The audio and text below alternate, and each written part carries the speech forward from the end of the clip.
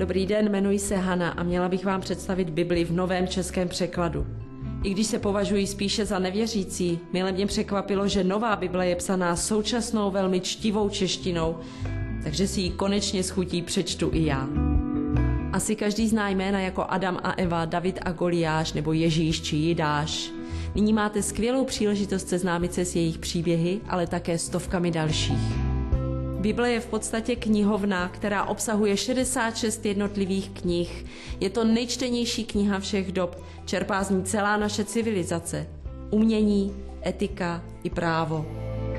Bibli 21 si zakoupilo od letošního dubna už přes 50 000 čtenářů. Myslím si, že Bible 21 může být i vhodným vánočním dárkem. Dopřejte si krásné chvíle s otevřenou Biblí v ruce. Volejte 226 804 779.